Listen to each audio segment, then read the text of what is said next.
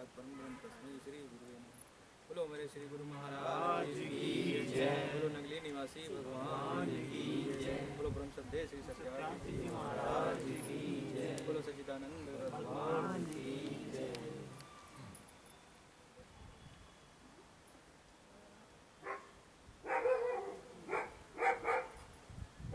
देखिए, जिसने सत्संग जान लिया ना कि सत्संग कितने जरूरी है,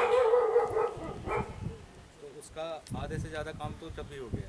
तो किसी ने ये जान लिया कि सत्संग क्यों जरूरी है, तो उसका आधा से ज़्यादा कार्य तो वैसे ही संपन्न हो गया।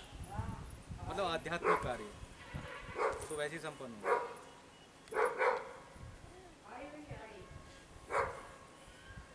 हमारे यहाँ ना एक मृत्यु दल कमल है, यहाँ इस स्थान में। तो वो एक पंखुड़ी नुमा है, जैसे आपने देखा होगा ना, वो टेबल फैन होता है, उसमें 3 पंखुड़ियाँ होती हैं, 4 पंखुड़ियाँ होती हैं, जो घूमती रहती हैं। इसी तरह से वो भी कमल दल जो है वो घूमता रहता है।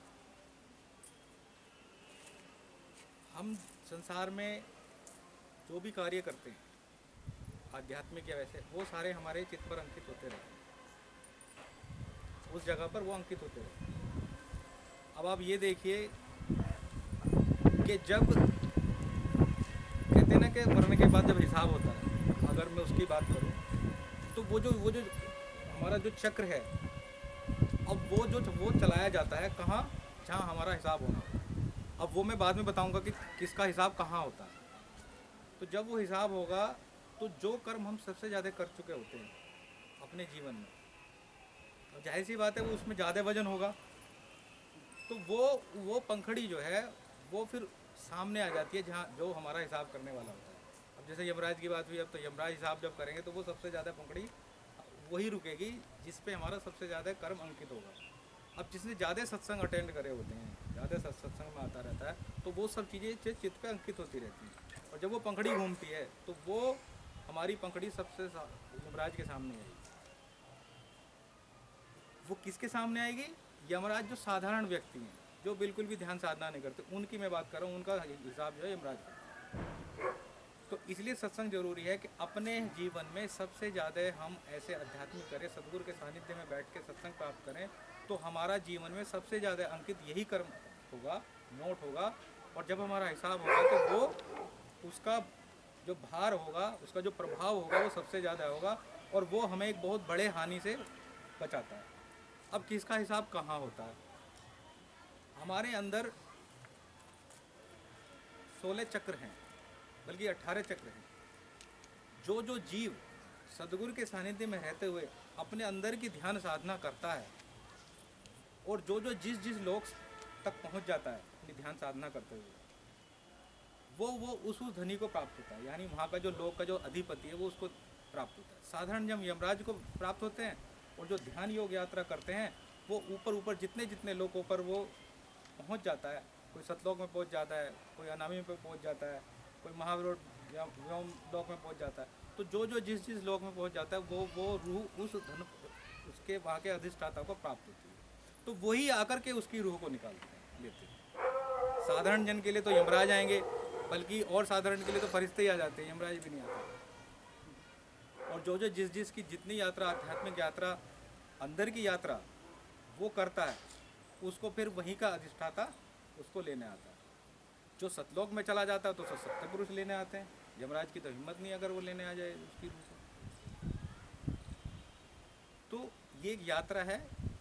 जब हम यात्रा पे जो जिस मुकाम तक पहुंचता है, कहते हैं ना कि अब एक मंत्री को भी ले लीजिए, अगर हम साधारण इसमें समझाएं, अगर कोई छोटा मंत्री हो तो उसे कोई छोटा मंत्री ही रिसीव करने आता है, नहीं। और अगर कोई बड़ा मंत्री हो तो उसे वो बहुत बड़े अधिकारी रिसीव करने आते हैं। तो वो वैसा ही हिसाब है। आप जितनी अपनी अंदर की यात्रा अंदर कर लोगे, अपने घट की यात्रा अंदर कर लोगे, ध्यान यात्रा की मैं बात कर रहा हूँ, ध्यान योग यात्रा की मैं बात कर रहा हूँ, जो जितनी ज़्यादा प्राप्त कर लेता है, उसकी उपलब्धि, उसकी यात्रा वहाँ तक हो जाती है। और फिर उस वहीं का जो अधिपति है, अधिष्ठाता है, वही उस रूह को लेना है। और जो बहुत ही उच्च गति पर पहुंच जाते हैं, तो उनके लिए तो उनके स्वयं सदगुरु ही उनकी रूह को लेकर आ जाता है कि ये मेरी रूह है।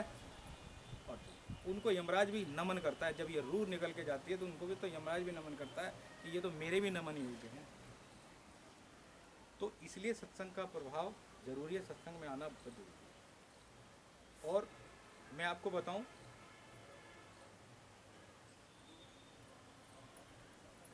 पहले तो ये आत्मा और परमात्मा एक ही है, ठीक है। लेकिन जब ये आत्मा इस चित्त क्षेत्र में आ गई है, आत्म परमात्मा एक है, दोनन कीने विचार, क्षेत्रे जीव आत्मा वही ब्रह्म असीम अपार। तो ये आत्मा परमात्मा एक है। जब हम विचार करके देखते हैं तो ये जब आत्मा चित्त क्षेत्र में आती है, यानी इस चित्त क्षेत्र में आ जाती है, तो जीवात्मा बन जाती है। वरना इस चित्त क्षेत्र में आने से पहले तो ये आत्मा ही थी, उसी का स्वरूप था, वही थी वो। और उस परमात्मा यानी उस ब्रह्म से निकलने के बाद भी वो ब्रह्म असीम है और अपार ही रहता है। तो जब ये आत्मा इस चित्त क्षेत्र में आ गई है, तो चित्त क्षेत्र में आने का मतलब है कि इसका सानिध्य फिर किस किस का हो गया? आत्मा, वो बुद्धि, मन, ये इंद्रिय, इन सब का इसको सानिध्य प्राप्त हुआ। और इसका सानिध्य प्राप्त हुआ तो ये अब चूंकि माया क्षेत्र में आ गई है, माया ने अपना प्रभाव दिखाना शुरू कर दिया। अब जब माया ने अपना प्रभाव दिखाना शुरू कर दिया तो ये जीवात्मा अपने अस्तित्व को भूल गई, और अपने अस्तित्व को भूलकर वो जैसा बुद्धि कहती थी, जैसा मन कहता था, उसी अनुरूप वो दौड़ती चली गई, कार्य करती चली गई, और इंद्रियों के विषयों में वो फंसती चली गई। और जब ये इतना फंस गई कि यहाँ के इस संसार में, इस काल में ही वो फंस कर रहेगी। फिर परमात्मा को चिंता हुई कि भाई मेरी आत्मा तो जो इस जगत में, इस चित्त क्षेत्र में गई थी, इस लोक में गई थी, वो वापस नहीं आ रही। तो फिर उन्होंने उपदेश दिया कि अगर तुम हरि भजन जब तब करोगे और जितना भी तुम संसार में कार्य करोगे, निष्काम भाव से करोगे, तो तुम वापस से मेरे धाम को ही पहुँचोगे। परंतु फिर भी ये अब चूंकि माया का प्रभाव है, तो वो यहीं की यहीं फंसती रही और दुख सहती रही। तब परमात्मा ने फिर सोचा कि ऐसे भी काम नहीं चलेगा। अगर आत्मा या अगर ये जीवात्मा हरि भजन ध्यान करती तो वो स्वयं तिर जाती, अपने मूल धाम को पहुंच जाती। लेकिन फिर भी ये नहीं कर पाई, और ये आत्मा का नियंत्रण बुद्धि, मन पे, इन सब पे नहीं रहा। फिर परमात्मा ने चिंता करी कि भाई नहीं, ऐसे काम नहीं चलेगा, मेरी जो ये रूह है ये मेरे धाम नहीं आ रही है, अब इसको कोई ना कोई ऐसा तरीका निकालना पड़ेगा कि जिससे ये मेरे धाम को वापस आ जाए। तो फिर परमात्मा ने व्यवस्था करी, इस धरती पर अवतारों को भेजना शुरू कर दिया। तभी तो भगवान श्री कृष्ण कहते हैं कि जब जब धर्म की हानि होती है मैं यहाँ आऊँगा। तो कौन सा धर्म? वो यही धर्म है, इसकी हानि हो जाती है कि जीवात्मा उस प्रभु के नाम का सुमिरन भूल गई है, उस प्रभु के ध्यान में ध्यान यात्रा करना भूल गई है, जिससे वो अपने मूल धाम को पाते हैं। तो ये धर्म का नाश होता चला गया। तो तब इसको, इस धर्म के उत्थान के लिए, यानी जीवों के उत्थान के लिए भगवान श्री कृष्ण, राम और अन्य को कई अवतार इस धरती पर भेजे जाते हैं। तो परमात्मा की ही व्यवस्था है। और इनके अलावा संत और सदगुरु, तत्वदर्शी सदगुरु की व्यवस्था वो परमात्मा स्वयं करता रहता है, कि जिससे ये जो जीव जो अपने अस्तित्व को भूल गया है इस संसार में आकर, वो अपने मूल अस्तित्व को पहचाने कि मैं एक साधारण मानव नहीं हूँ, बल्कि मेरे अंदर जो छिपी हुई आत्मा है वो उसी का स्वरूप है, और उस मूल स्वरूप में, उस मूल ब्रह्म में जाना है। तो इस चीज़ को जगाने के लिए इस धरती पर सदा आते रहेंगे, क्योंकि परमात्मा ने व्यवस्था की है। जब उसकी आवश्यकता होती है, वो अवतारों और सदगुरु, तत्वदर्शी सदगुरु की व्यवस्था वो परमात्मा करता रहेगा, जिससे ये जीव यहाँ से, ये रूह अपने मूल धाम को पहुँचे। तो सदगुरु का उद्देश्य वो अपने लिए नहीं आए हैं। तत्वदर्शी सदगुरु इस संसार में, धरती पर अपने लिए नहीं आए हैं उद्धार करने के लिए, वो तो जीवात्मा का उद्धार करने आए हैं। अब जिस के संस्कार जाग जाते हैं, वो उस अंतर के घट में उस यात्रा पर निकल पड़ता है और अपना उद्धार करता है और अपने मूल धाम को पहुंच पाता है। वरना तो हम आएंगे जाएंगे और ये संसार में यही तो लगा हुआ है।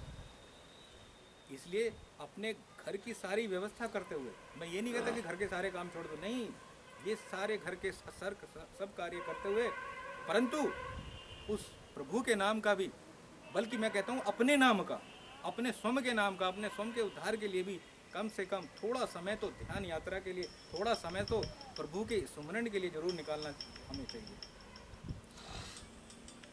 इस संसार में आप कोई सी भी वस्तु उठा लो, कोई भी वस्तु उठा लो, सुन कर कोई भी वस्तु उठा लो, उसमें एक ना एक गुण जरूर होता है, कोई ना कोई एक गुण जरूर होता है। बल्कि मैं तो एक नीम के पेड़ का भी अगर उदाहरण लूँ तो उसमें भी एक गुण है। कौन सा गुण है? कड़वेपन का। और वो कड़वेपन का भी हम किसी ना किसी इलाज में उसको इस्तेमाल करते हैं, यानी उसके भी गुण का हम इस्तेमाल करते हैं। अब ये हवा ही ले लो, हवा में भी अगर शीतलता नहीं होगी, हवा में शीतलता है ना, तभी तो उसके गुण हमें अच्छी लगती है हवा। जल, जल से हमारी प्यास बुझती है, उसमें भी शीतलता है, तो उसमें भी एक गुण है। कोई फल ले लो, फल में भी मिठास है। फूल ले लो, उसमें भी सुंदरता है। यानी हर वस्तु में, इस संसार में कुछ ना कुछ गुण जरूर विद्यमान है। लेकिन परमात्मा ने हमारे अंदर, इस मनुष्य शरीर के अंदर कई सारे गुण विद्यमान करके भेजा हमें, लेकिन हम उन गुणों को भूल गए हैं। अब चूंकि उन गुणों को भूल गए हैं, इसलिए हम उस रास्ते पर जाने की भी सोचते नहीं हैं कि हम जहाँ से आए हैं हमें वहीं जाना ही है, हमें मूल ब्रह्म में मिलना ही है, मूल धाम में जाना ही है। क्यों भूल चुके? क्योंकि हमारे अंदर वो गुण हमें पता ही नहीं है। हमारे अंदर सबसे बड़ा गुण है, यद्यपि हमारे अंदर तो बहुत, यानी मनुष्य के अंदर बहुत गुण है भाई। मानवता है, परोपकारिता है, धर्म और अधर्म की पहचान है, बहुत सारे गुण हैं। इससे भी परे एक गुण है कि इसके अंदर भी एक ऐसा अमृत सदैव बनता रहता है। ऐसा अमृत, कौन सा अमृत? जिस अमृत की प्यास उस जीवात्मा को रहती है, उस आत्मा को रहती है। अगर वो अमृत मिल जाए तो उसका वो धाम खुल जाता है। वो अमृत कैसा? जैसे किसी वृक्ष को अगर हम जल ना दें तो वो सूख जाता है, और अगर हम जल देना शुरू कर दें तो वो हरा भरा हो जाता है। इसी तरह से हमारे अंदर भी एक अमृत बनता है। वो अमृत अगर हमारी आत्मा को प्राप्त हो जाए तो हमारी आत्मा अपने अस्तित्व को पहचान लेगी, और तब ये कहेगी, अरे मैं तो वही हूँ, मैं तो स्वयं परमात्मा का ही स्वरूप हूँ। तो उस चीज़ को जानने के लिए ध्यान साधना बहुत जरूरी है। अपने अंदर की घट की यात्रा बहुत जरूरी है। इसलिए तो हमारे ऋषि मुनि भी, आपने देखा होगा टीवी सीरियलों में, कि वो हमेशा ध्यानस्थ बैठे रहते हैं। क्यों ध्यानस्थ बैठे रहते हैं? क्योंकि वो भी ध्यान यात्रा करते हैं, वो भी अपने अपने उद्धार के लिए बैठते हैं। इसलिए ध्यान यात्रा बहुत जरूरी है, ध्यान योग बहुत जरूरी है। इसी से ही आत्मा का उद्धार होगा। तो वो गुण अपना पैदा कैसे करोगे? अमृत।